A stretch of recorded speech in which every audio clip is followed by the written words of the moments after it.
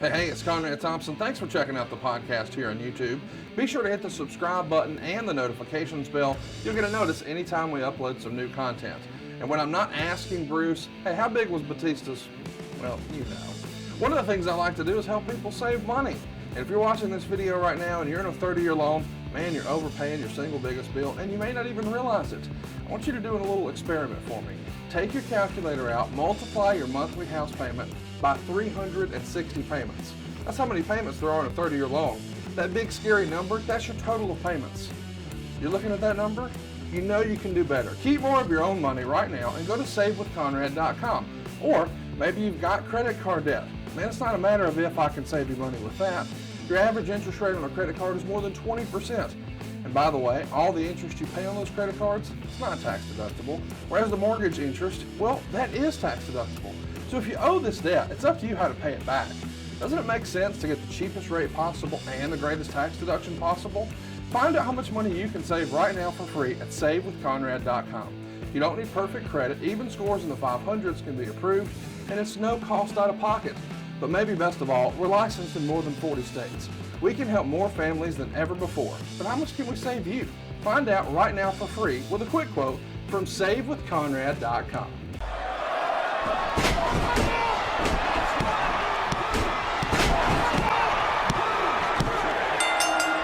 You are sitting ringside with David Penzer on Radio Influence. Welcome to Sitting Ringside. My name is David Penzer, and we thank you for tuning in to this thing that we call a podcast each and every week. And looking forward to our guest this week. Wanted to interview him for a long time. A little bit of controversy surrounded him and myself and Shark Boy and Twitter, and we'll get to that towards the end of the interview. But really looking forward. This guy wears a lot of hats in Impact Wrestling.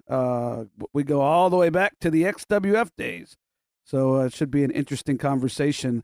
I just want to remind you, if you're checking us out on social media, at David Penzer or at Penzer Ringside.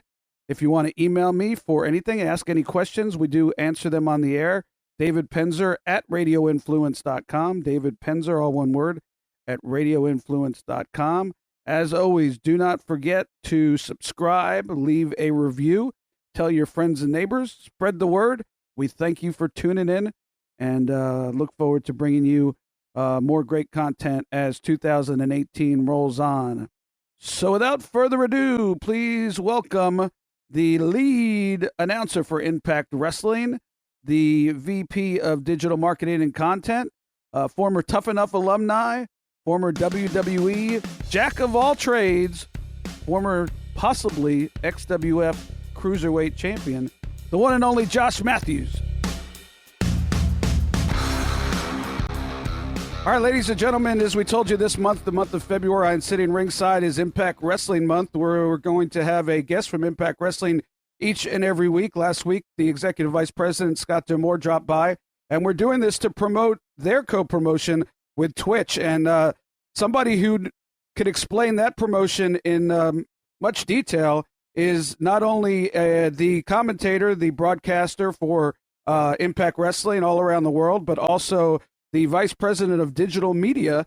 And he'll be able to tell us towards the end of this interview much more about everything going on with Twitch and how they got involved in that and what are the advantages. I know we had a fan that over social media wanted to know when there's going to be a concrete schedule put up of what is airing and when, so Josh might be able to answer that. We'll get to that.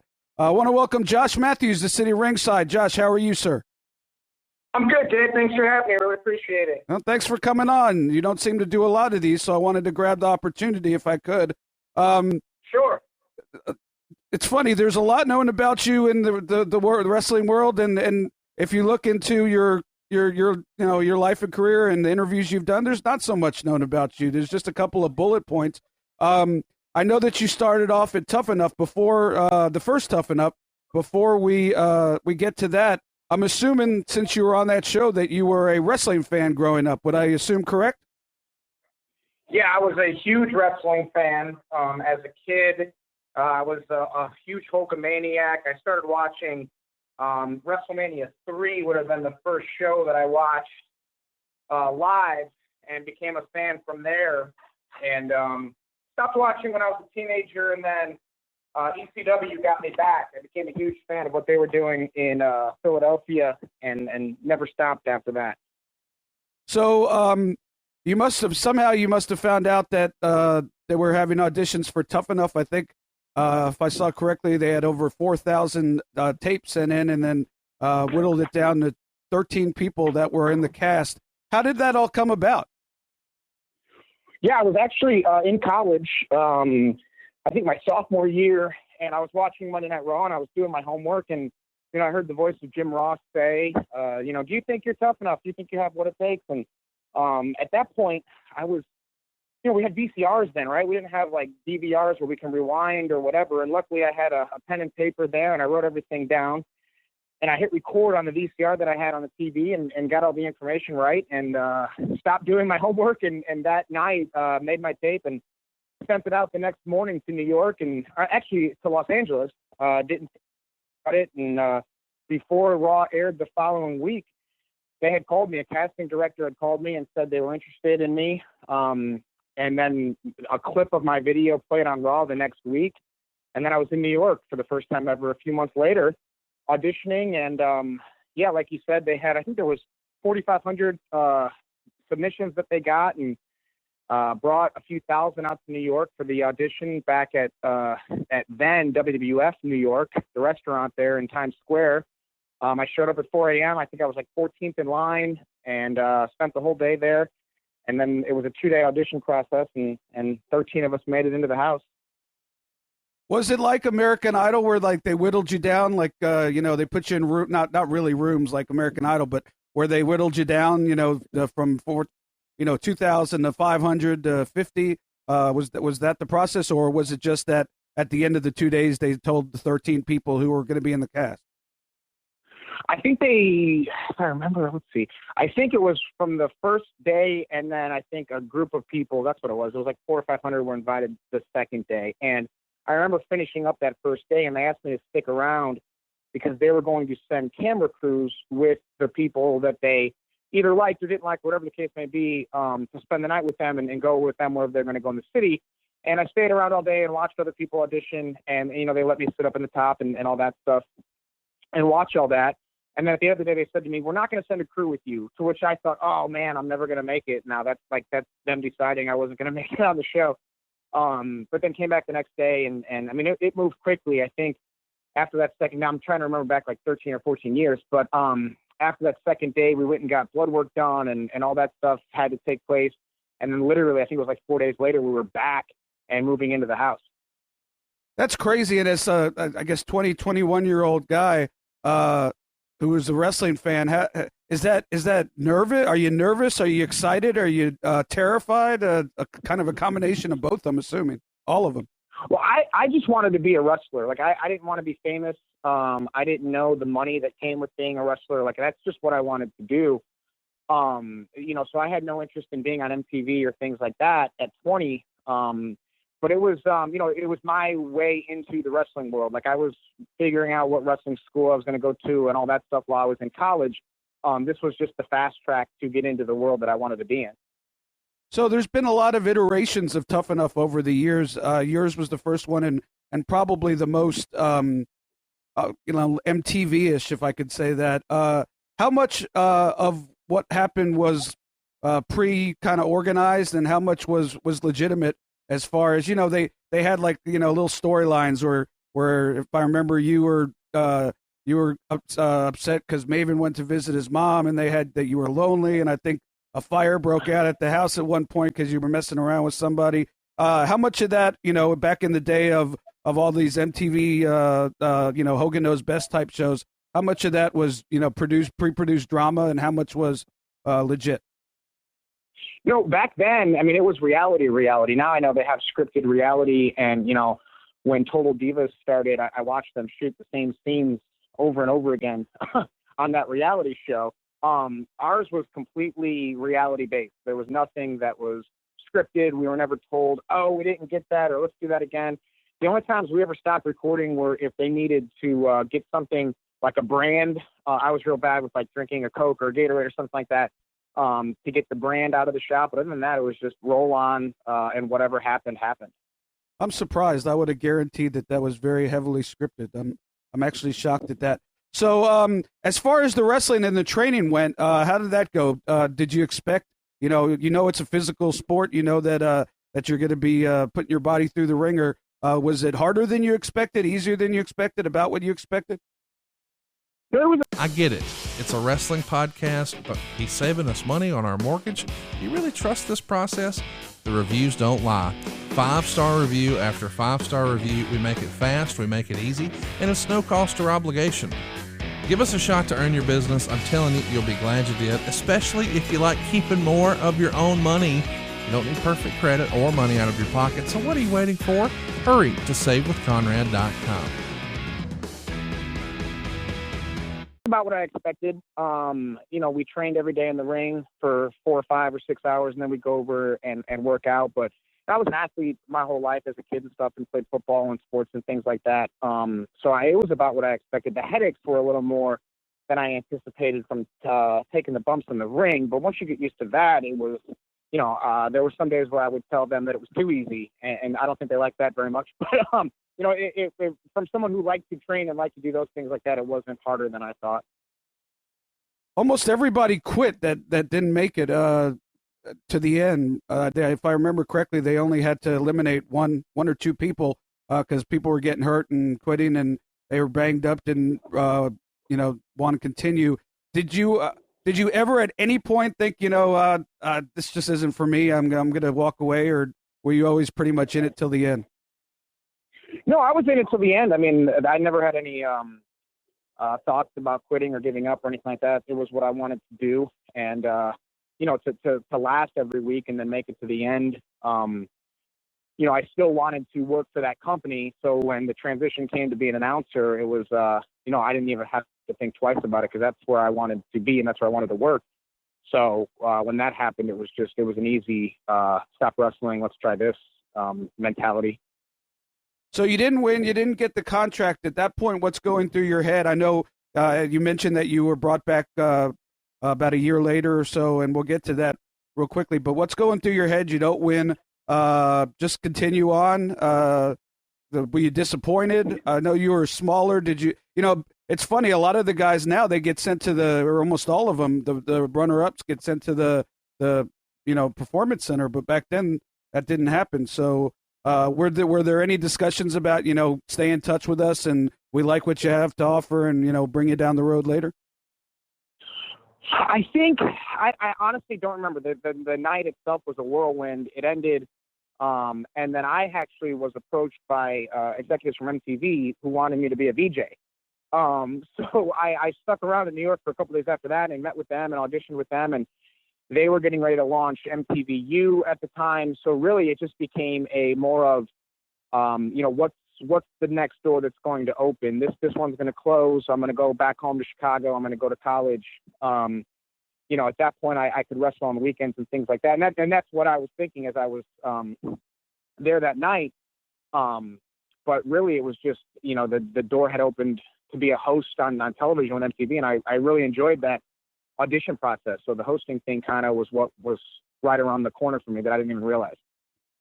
So I'm sitting in my office as we discuss this, and I'm looking at a big XWF poster that I have hanging on the wall, and you got Roddy Piper and the Road Warriors and the Nasty Boys and Hacksaw Jim Duggan, and you're there because we were going to use you if that would have taken off. And what are your memories of coming in and doing those tapings, being around Hulk and the Nasty Boys and the Road Warriors and Piper and Sable and just any memories about your time in the XWF?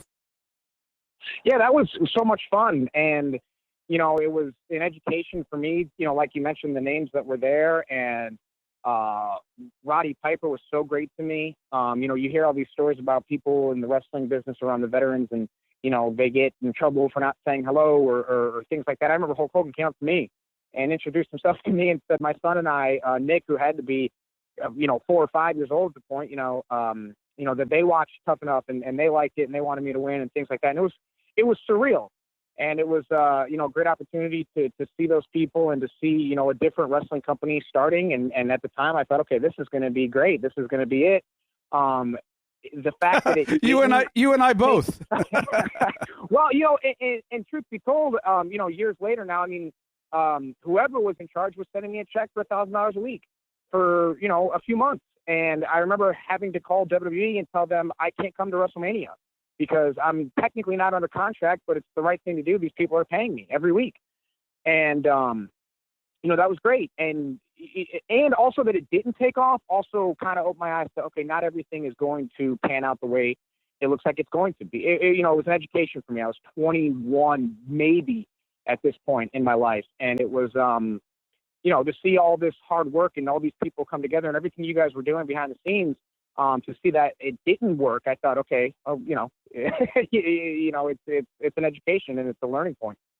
I forgot you were on the payroll. That's correct. There wasn't very many people, so now we let that guy. And I was told, don't say anything to anybody. You're like one of 5 people that are getting paid. Yeah, I don't think any. There's like about 10 people on this poster that are going to call me if they hear this. Thank God they probably don't listen, but weren't a lot of people getting paid. But I forgot you were one of them. Yeah, we were definitely going to do something with you as a cruiserweight champion if it ever took off, but. WWE came in and took half of our roster, and that was the end of that. I did see, and I wasn't aware of this at the time. I don't think I've ever heard this, but in doing some research for talking to you today, I did see that right before you went to WWE, you were actually supposed to come in and do Wednesday pay-per-view for TNA in its infancy. Is that story true? Yeah, I had a contract. Bob Ryder called me. And he said, we're starting this thing. Now, mind you, this was after the XWF didn't work out. He called me and he said, we're starting this thing. We don't know what it's going to be. It's going to be on Wednesdays. And I had a signed contract. And the money was good. And, they were going to make me this X Division champion. And I had the contract, sent it back to them. And a few weeks later, the things happened with WWE where, they had offered me an employee position to be an announcer, which I had to call Bob and say, hey, look, I know I had the signed contract with you guys. Is there anything we can do? And he said, let me call you back. And he called me back in about 10 minutes. And he said, I talked to Jerry and Jeff, and we ripped up the contract, and you're free to go and make a career out of WWE. Wow. So you go to WWE. At that point, were you pretty much comfortable with the fact that that you weren't going to be the wrestler that you wanted to be, and you were going to move more into a host role, announce role, or were you still have aspirations in the back of your head of, this is my way in the door, but I want to be on the roster? No. And because I had done, we did the XWF, I think we did 9 shows or 6 shows or whatever the case may be, Green Bay, Milwaukee, and the other one, Hammond, Indiana.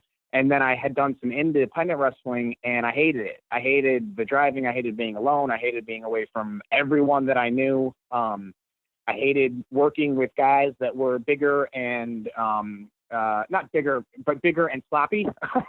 I hate because you got to remember I came to the wrestling business backwards. Like I started in WWE and their ring and their manicured everything, and then I went to these indie shows and I was like, oh my God, this is horrible, and this ring's gonna hurt me, and I hated everything about it. So I had made a decision that I was done doing the wrestling thing altogether. I didn't want to do it anymore. So when the opportunity presented itself to be an announcer, that was my career full blast. Didn't think twice about, wrestling ever again. I know Big was John Gaborik was a big supporter of yours. I remember when I started in WCW, you started in a company, you have to learn the ropes, especially in the wrestling business, what to say, who to talk to. I'm sure WWE was no different other than John. Who were some of the other people in WWE sort of took you under their wing and helped you learn, the ins and outs of the wrestling business? When I first started, I traveled with Michael Cole, and he was always that person for me on the road and off the road for over a decade. And then there was different, sort of chapters of people that we were with, and he and I were always together. And then there was, we rode with Taz for quite a few years, and that was a great education. And I love Pete to this day. I could go months without talking to him or getting in a fight with him, but if something happens where I need advice or help, he's the first person I call. And so Cole and I and Taz, and then we started riding with John Cena, and then John got the bus, and then we rode on the bus with him and Mark Carano. So, I mean, there was always like different things, but those were kind of like the two long mainstays. And then early in my career, Jim Ross was still announcing. So, you know, he was there to help, and Paul Heyman was a huge influence on my career. So those were kind of the people that I was around and traveled with and did all of my, you know, on the road stuff with. Wow, I could think of worse ways to travel than on John Cena's bus. I'll tell you that much. That must have been an interesting experience, to say the least. It was great. Yeah, I remember. Right after the XWF, I was. Most people know I did a 45-day book tour with Roddy Piper in a tour bus, and you know, you get off a bus with a guy like John Cena, a guy like Roddy Piper, a tour bus, you know, where you get to watch TV and you know, hang around, tell stories. There's a little bit of swag that goes into you walking off that bus, I would imagine. Yes, it just helped with the, you know, towards the end there, and I'm not sure, I don't follow their programming anymore, so I don't really know what their schedule is, but you know, we were starting to do between Raw and SmackDown would be like 350 miles or 375 miles. So having Ronnie, who was John's bus driver, take us everywhere so we could relax and all that stuff, I mean, it was great, and they didn't have to do that for us, and I'm grateful that they did. Did you ever ride in the corporate plane? Yeah, only because I had to. I used to have to get back to Stanford super early on Wednesdays. So the only way for me to get back in time to do certain, whether they were on cameras or videos or whatever, I'd have to fly home with Vince and with the executives and things like that. And then when they got the new plane, it was a little bigger. So sometimes I'd get the invite to jump on and catch a ride home early.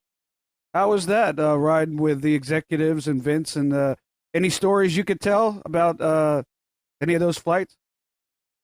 Honestly, like nothing super memorable. It was just always an education of learning because you would sit there and not say anything and just listen to them talk. And I learned so much. I mean, you know, to be with them after a show and it's fresh on their minds of what worked and what didn't work. And, you know, it wasn't always all business. It was, you know, sometimes they turn music on and you know, you kind of kick back and relax. But for the most part, it was just trying to listen and learn and figure out what this business is all about. And, you know, again, more education for me. Free education about the wrestling business. So I made a list, and I think I covered all of them. Velocity, Bite This, ECW, SmackDown Raw, pre-shows, Superstars, Saturday Morning Slam, main event. I think I got them all. Would you call yourself the ultimate WWE utility guy? That's a tough one. I don't. I think the pre-shows were sort of like I'm a huge college football fan, and College Game Day is like my favorite television show. So when we started doing those pre-shows, I loved them, and I got to be Chris Fowler for a little while, and Kirk Herbstreit, you know, to an extent. And I had the most fun with those. You know, I did get to call a WrestleMania. I don't know which number it was in Atlanta. So you know, I have that on my resume. But I mean, all those shows that you mentioned, like Sunday Night Heat and Velocity, you know, those were just, you know, even ECW and all that. It was just different. You know, we were doing those programming anyway, and you know, I think they have those guys that do them now. So utility, I don't know. I just wherever they put me, I tried to make the most of it. I missed Sunday Night Heat. Son of a gun. I mean, I thought okay. I had a full list. Tell me a little bit about Vince talking in your ear. I know that that the stories are, you know, lots of people like to talk about, you know, whether it annoys them, you know, whether it didn't bother them, and what did it bother you, and is it hard to commentate while the boss is giving you instructions in your ear? No, it's actually, you know, at any given time you have so many people talking in your ear. When I started here, I told whoever, I said, you could read a book in my ear while I'm doing my job and it's not going to bother me. And other people said that, and then as soon as a third person was in their ear, they'd be like, stop, I can't, stop it.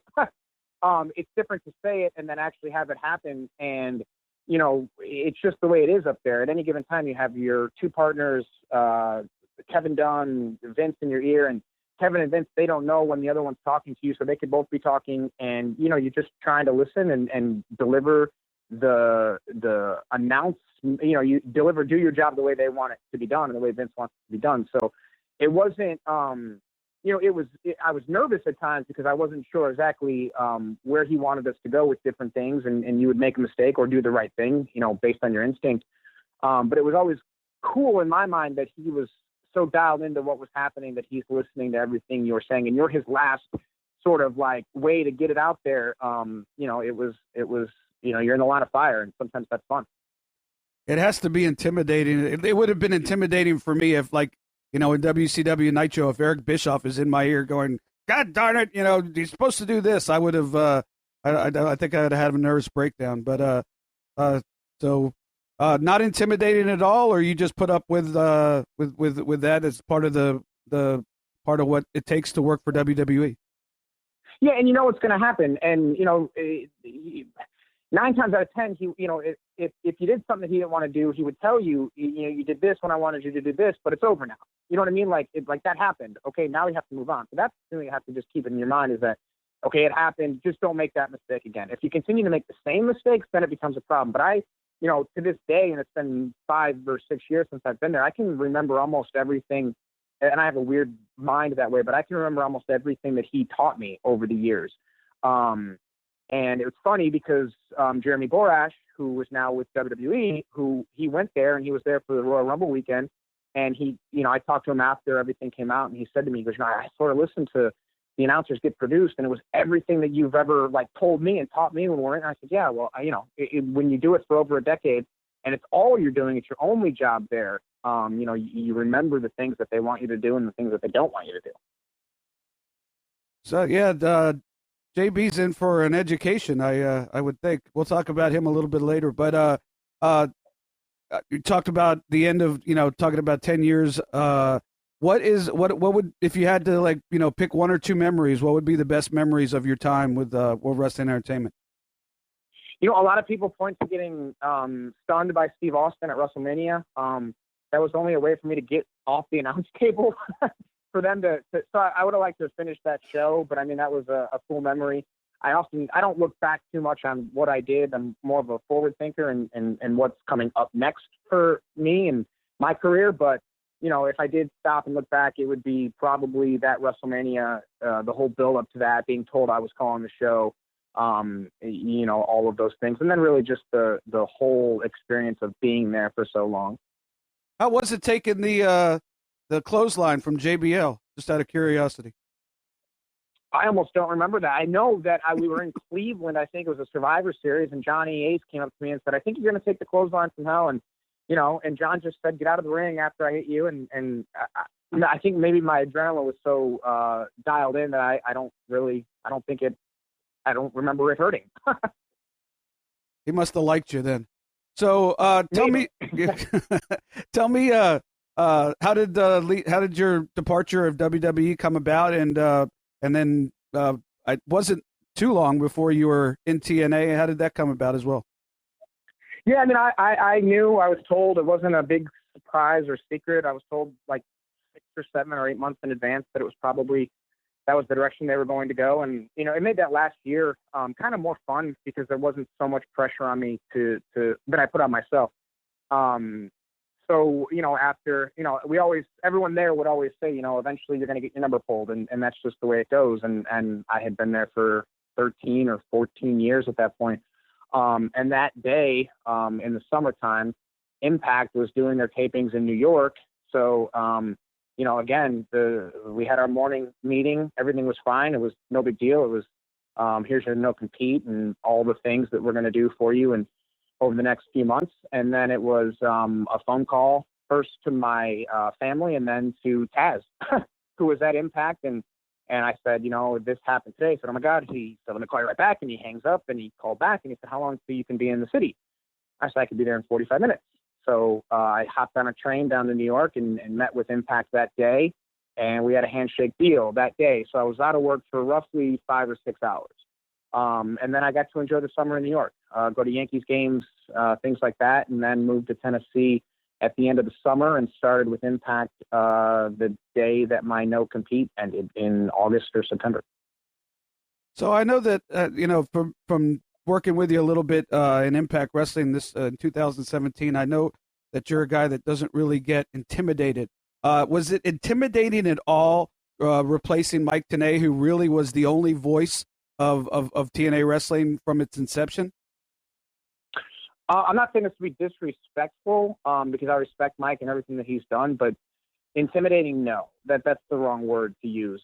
Maybe it was. It was humbling, and I think that everything that happened with Mike could have probably been handled better by everyone involved. And I don't want to get into great detail about that, but I think it could have been handled a little bit better.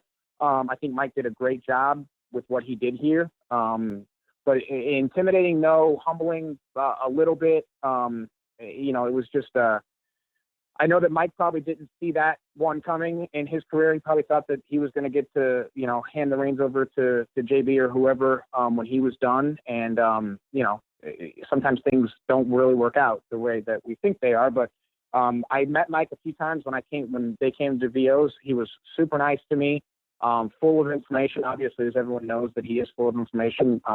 He was nicer to me when I dealt with him, and that's the way things went. So to say that there was turbulence towards the end of the Dixie Carter regime at Impact Wrestling would be an understatement. How was that? You had just kind of upended your life and moved to Tennessee, and I know you got married, and then how involved? How much did you know as far as the VP is on the phone trying to fund the next pay-per-view the day before, and all the stuff that came out in the sheets and on social media? How much did you know? And was it hard to work in that environment after working in a Connecticut for a multi-million-dollar, billion-dollar company? Well, how much I knew everything. And I'm kind of upset that I did know as much as I knew. Sometimes ignorance is bliss when you don't know. I mean, because everything that happened, that pay-per-view happened. It went on without a hitch. Well, I shouldn't say that, but it went on. And had I not known what was happening, I wouldn't have had to stress about it or worry about it in the time. But I was in the office every day, and I saw what was happening. And, from the time that I left WWE to the time I started officially in Impact, the Spike deal happened. And I read that as I was at home in New York, and I thought, oh, that's not good. When I was in the office when the executives from Destination America called, and, it was, we're going to be okay, and we're going to be okay. And, people always said that Impact's that little engine that will always be around. And, when we were in WWE, we didn't want Impact to go away because we knew it was a place that people could go after their careers were over in WWE and make a good living. And so the fact that it's still going and it's in the situation that it's in now and there's a buzz behind it and all that, I mean, you can look back on that time towards the end there with Dixie, but everyone was doing everything that they could to make it happen, to make it continue, to make it succeed. And, here we are today we're on 18 billion platforms, and you can't not watch Impact in 2018. Yeah, we'll definitely get to that, and you have a lot to do with that for sure. So Jeff Jarrett comes in, and Jeff has his guys, and was there ever any thought that this might not end well for Josh Mathews in Impact Wrestling, or you just any thought knowing that JB was his guy and there's only one play-by-play guy? Well, call me crazy. I think I'm really, really good at what I do. So that level of confidence and that level of what I think I bring always sort of sits in the back of my mind. And if, things we can spend that game all day, right? The hindsight and what was going to happen. I got along great with Jeff from the time he started till the time that he wasn't here anymore. When GFW was doing the bowl game 2 years ago in Nashville, I thought it was cool. So I was a small fan. And I texted him. I didn't have his number. I DM'd him on Twitter, and I talked to him through there. And to me, you said utility player earlier. I think my value is more so than just being the best play wrestling announcer in 2018. It's also what I do behind the scenes. So I was never biting my fingernails that something was going to happen when Jeff came in. It's funny you mentioned that. About a year ago, almost to the day, you caused a social media stir when you said, and I quote, "I make no bones about the fact that I think I'm the best play-by-play announcer in the world. There's nobody who can touch what I do out there." I know that you went back and forth with JB on that, and if you hindsight being 2020, as it sometimes is funny, that led to you doing a heel turn and eventually having a match with JB. And so on a scale of 1 to 10, when you said that, 10 being the total work and 1 being the total shoot, how much of that was a total shoot? And because I know you believe that, and how much of that whole social media stir was to get the heel turn started?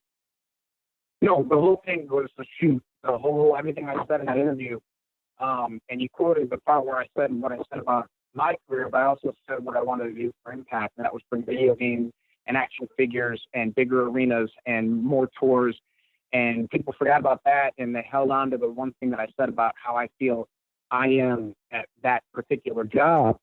And that was a shoot. And the story with JB and I didn't happen because of that. That story happened because when Jeff came back to TV, I said to him before I went out, I said, listen to these people, they don't like me.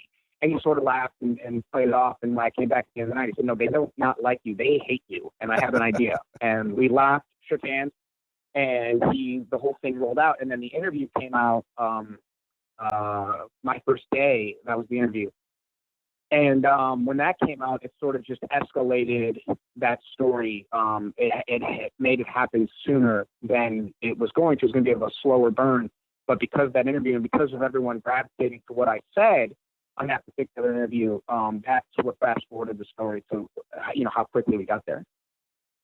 Yeah, I would have bet, if I was a betting man, I'd have bet the house that was all planned, but it's funny how it worked out.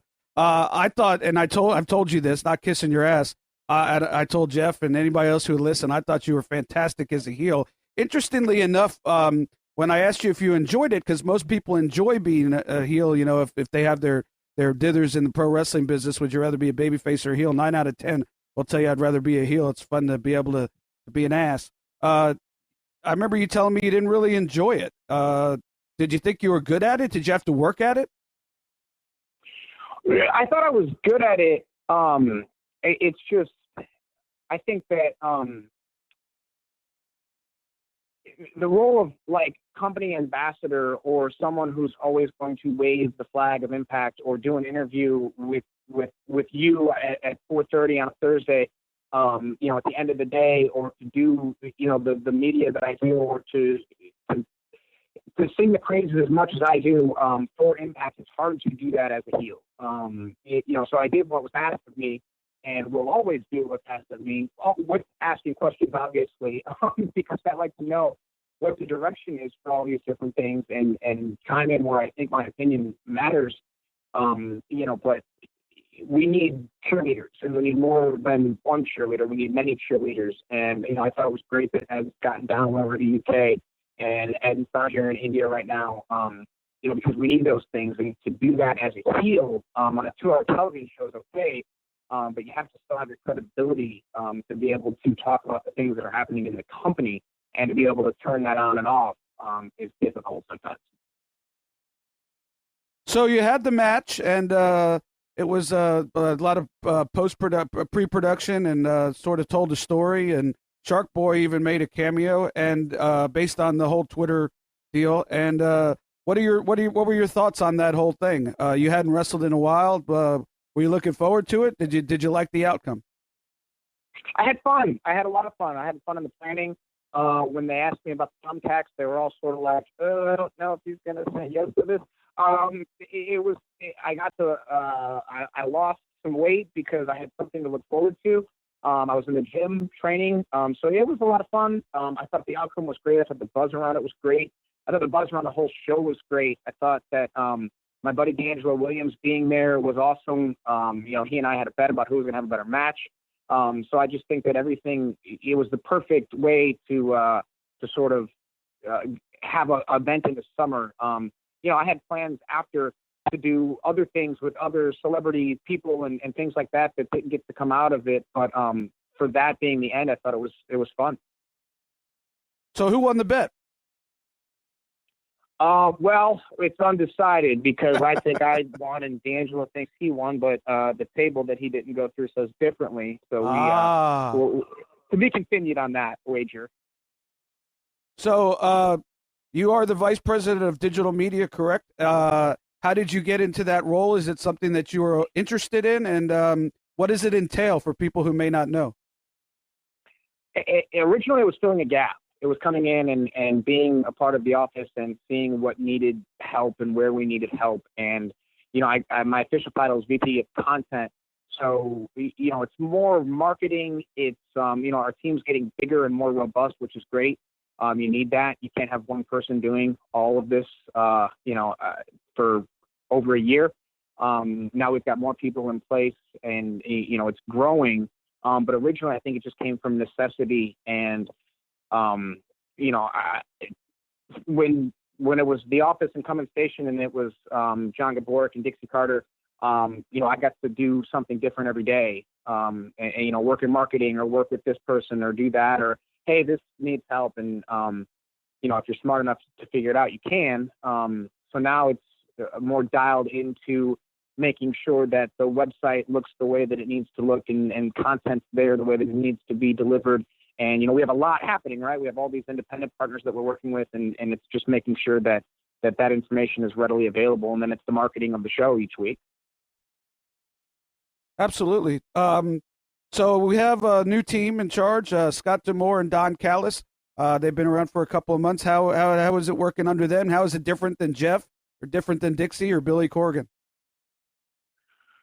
Well, everyone has their own way of doing things and, their stamp that they want to put on everything. I think that, Don is getting his feet wet with getting back into the wrestling business and the role that he's in. And I got to spend some time with him when we were down in Orlando last. And, again, these are people that Scott and Don have been in the wrestling business longer than I have and have been around and have seen everything. And, they're going to do what's best for the company. And again, with all these different, I told Scott the other day, I'm going to get a shirt that says, I'm a who's ever in charge guy.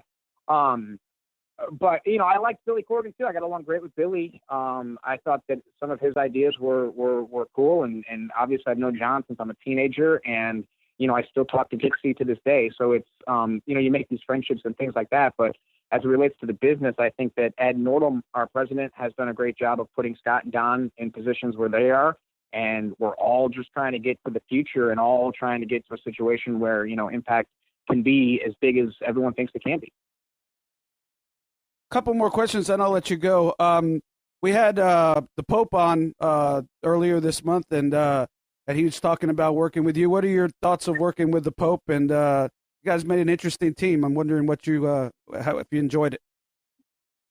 Yeah, I really liked him. I mean, when Paz left, there was a void to be filled, and we brought in a few different people to audition, and D'Angelo was one of those people, and he got my vote to be the guy that called the show, and he was great. He knew his role.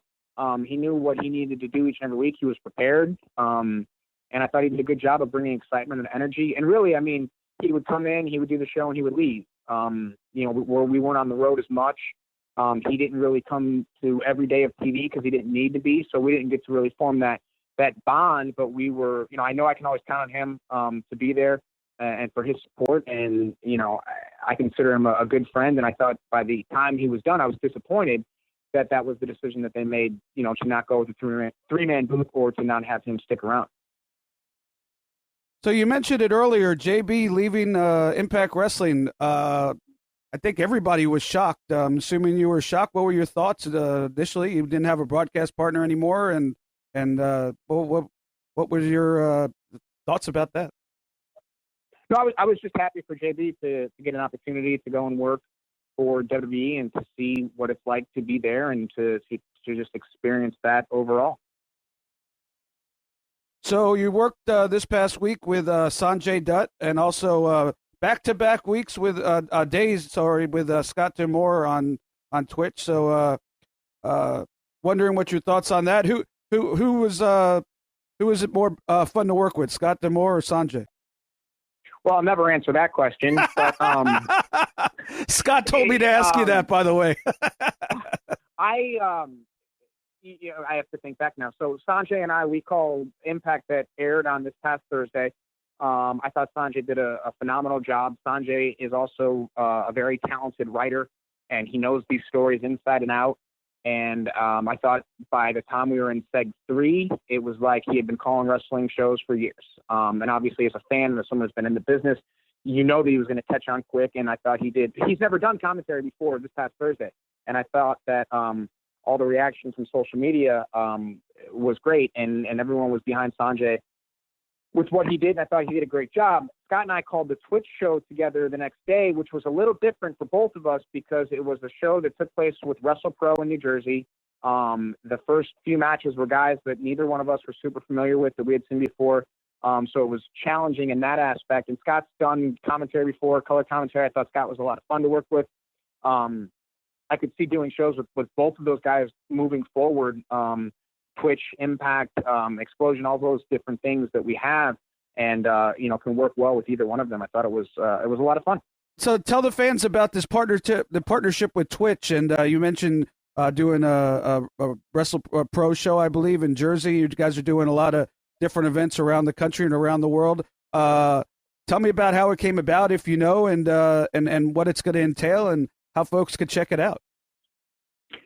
Well, how it came about was that Twitch was looking for a wrestling partner, and I think that they were looking for the right partner, and Impact was the right partner. A huge library, 15-year legacy library, partnerships all around the world, and Twitch found a great partner in Impact Wrestling. We're going to be bringing fans once a month a Twitch exclusive event like the one that premiered this past Friday on Twitch on our channel, twitch.tv/Impact Wrestling. And it was called Brace for Impact. It was a co-promotion with WrestlePro, which is a great independent promotion in the Northeast in New Jersey. So it was a successful first showing, and every month they're going to get something different, a different show from a different location. I believe in March we're going to be in Canada. April will be at WrestleCon. April was at the 7th, I believe. April 6th or 7th, that big WrestleMania weekend. There'll be another Twitch exclusive. There's going to be original programming on Twitch. So again, it's just another avenue, another opportunity for Impact fans around the world to get dialed in to see what's happening. There's always different things that are taking place on Twitch. Barbed Wire Massacre 3, which ended up being too violent for TV, was broadcast. The premiere was on Twitch. So, it's a great opportunity. You get in there, you interact, you can talk with people. The chatter is always fun. You never know which Impact stars are in the rooms at the times either, because a lot of our talent like to get on Twitch. So, it's an opportunity for everyone around the world to sort of dial in together and watch, great wrestling that you wouldn't have access to. So we had a fan on Twitter that I had mentioned that I was interviewing you and wanted to know about a schedule for Twitch, when they could see things, and either on your website or Twitch's website. So give us an update on when you think that will happen. Yeah, the plan is to have a calendar on ImpactWrestling.com that you'll easily be able to go to and see when Twitch events are going to premiere. Not only Twitch events, but Facebook Lives and different sort of interviews and teleconferences and all the things that we're doing. As complicated as it is for us to remember, I can only imagine it being more complicated for a fan. So that's why the calendar idea was sort of brought together. Go to ImpactWrestling.com, click the calendar tab, and see when events are premiering. One night onlys, all sorts of different things will take place, and you can be dialed in as much as we are dialed in. Yeah, it's amazing. Wrestling used to be all about having television, to a lesser extent pay-per-view, and if you didn't have that, the XWF is a great example. If you didn't have that, it didn't matter if you had Hulk on tape and Mean Gene or who, but no matter who it was. With the advent of technology, there's so many ways to get your product out there now, and I know that you guys and Ed and Scott and you are totally aware of that. And so, what are the different platforms at this point that fans could check out Impact Wrestling? Well, obviously, there's our YouTube channel, which we just surpassed 1 billion video views and 1 million subscribers. So you can always check everything out on our YouTube channel. Then we have GWN, which is Global Wrestling Network, which you can subscribe to the premium side of that for a small monthly fee, and you can get past and current episodes of Impact, original content, pay-per-views from years past. GWN is kind of like the premier destination for all the things that you'd be able to want to access on your phone, on your Xbox, on your PlayStation, Roku, Chromecast, all those things. Then there's Pluto TV, which is a streaming service, free service. You just download the Pluto TV app, and the Impact Wrestling channel is channel 204. Then from there, of course, you have Twitch, which all the things that are happening on Twitch, the exclusives, the partnerships, the co-pros, the monthly events. You could go to Twitch for that. There's Pluto, there's YouTube, there's Twitch, there's GWN. I think that's all of them. ImpactWrestling.com features clips and videos daily. That's always a great spot to go and start there and work your way around. But, at the beginning of this conversation, I told you that it's hard to miss Impact in 2018, and that's really true because of all these different platforms and all these different things. I think I got all of them. I just want to, I think that's all of the places that you can find us now, but it's an awful lot. Yeah, for an old guy like me, it blows my mind what you get accomplished. I look back at the XWF and other promotions from after WCW went away that tried to get started and wonder what could have happened if we had all these platforms. But you can't look back, as you know. So let's look towards the future, both in front or behind the camera. What other than to help Impact Wrestling grow and be what it is? Do you have any aspirations of being a college football game day announcer or anything like that? I mean, I'm always on the lookout, and I have the proper representation, and they're always looking for different things, and it has to be the right fit. I'd love to host different talk shows and things like that. And we, those conversations have happened in the past. It just has to be the right thing. At this point, I've been in the wrestling business for 16 or 17 years.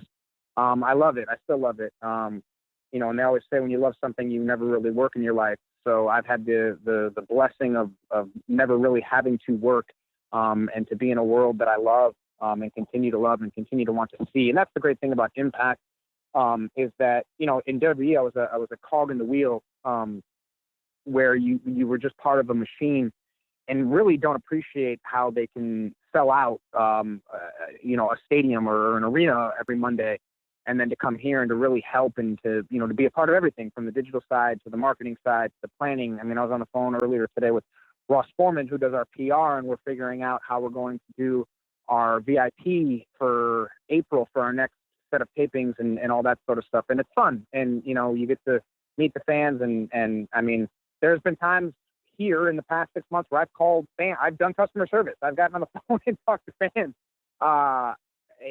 Just all the things that I can do to help. That's why I'm here.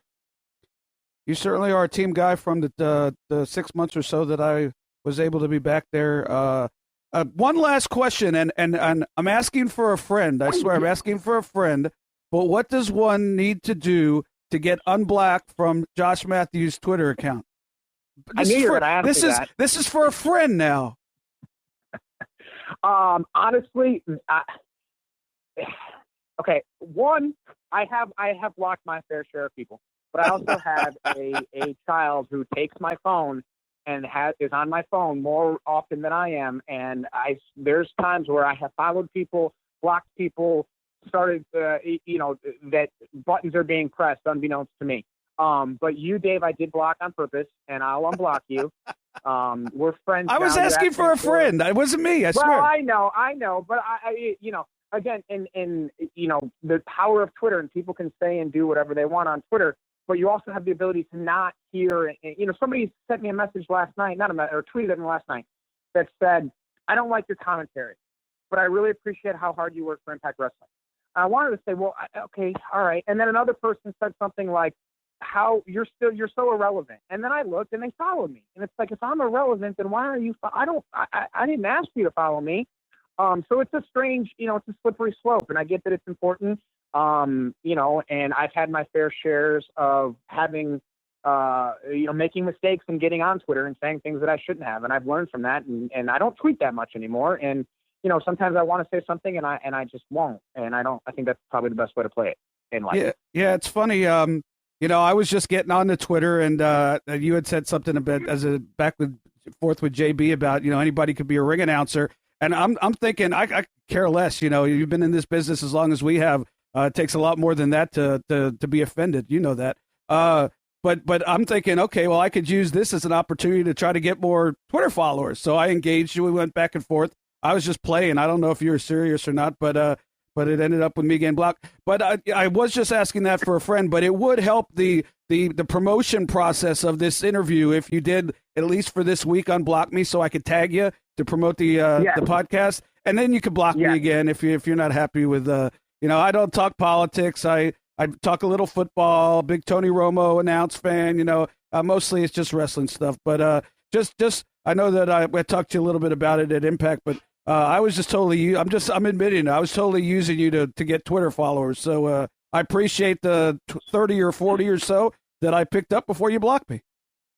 There you go. I will have to block you again, though, if you start putting over Tony Romo's commentaries. Now let me. You don't like his commentary? No, hold on. I thought when he first started, it was new, it was refreshing, it was different. He was telling me like what was going to happen, and I think it took 3 weeks for me to get tired of hearing Tony Romo tell me what play was going to happen next. Like it immediately turned me off, and it took maybe at first I thought it was great, and I even tweeted about it. I said this dude's doing awesome, and then 2 or 3 weeks in, I thought, you know what, I'm good.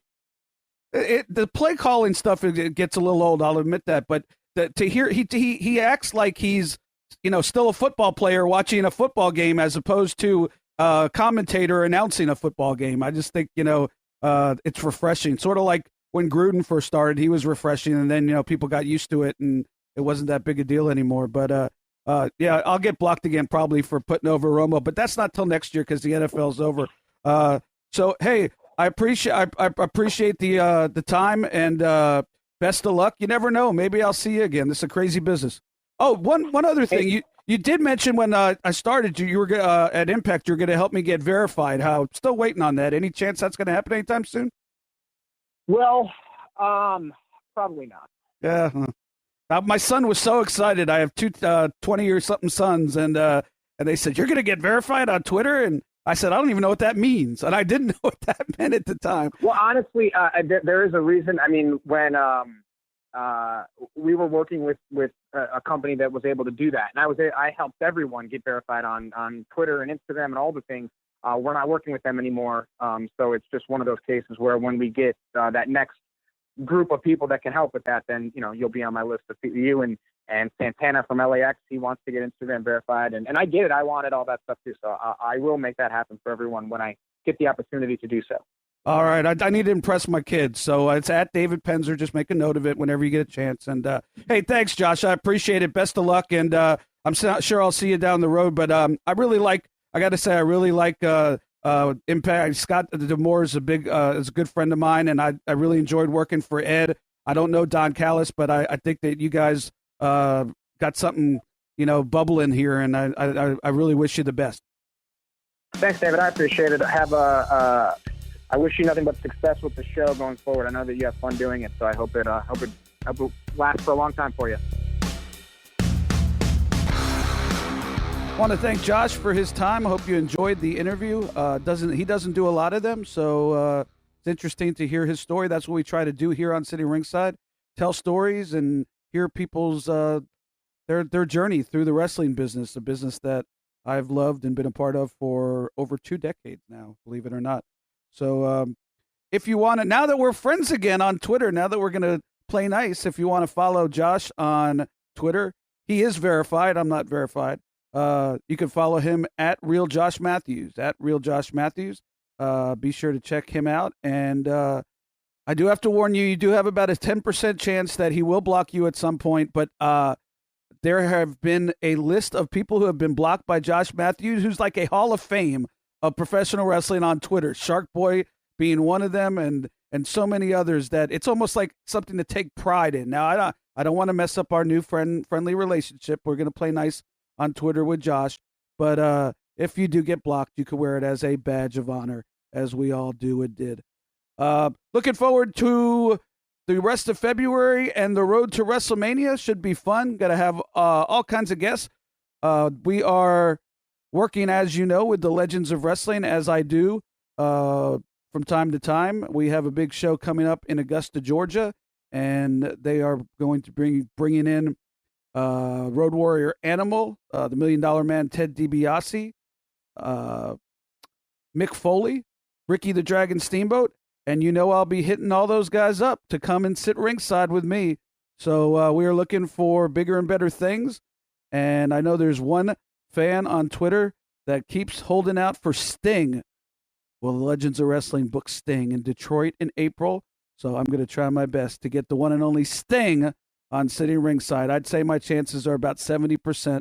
If you have a guest that you'd like to hear, whether it's a big star like Sting or somebody that's behind the spotlight, be sure to let me know who you want me to talk to, and we'll try to make it happen. Folks, we appreciate your support. And as always, at David Penzer on Twitter, happy to chat and answer any questions or just talk about anything but politics in the world. Looking forward, like I said, to a lot more great episodes. And associate producer Mike Freeland will be back as well with wrestling news as it happens. So be sure to tune in. Until then, I will still be sitting ringside. Thank you so much. Follow David Penzer on Twitter at David Penzer. Also, make sure to follow the show on Twitter at Penzer Ringside. You've been Sitting Ringside with David Penzer on Radio Influence. Hey, it's Conrad Thompson. Thanks for checking out the podcast here on YouTube. Be sure to hit the subscribe button and the notifications bell so you get a notice anytime we upload some new content. And go save yourself some money right now. If you're in a 30-year loan or you have credit card debt, it's not a matter of if I can save you money. It's a matter of how much. Find out right now for free at SaveWithConrad.com.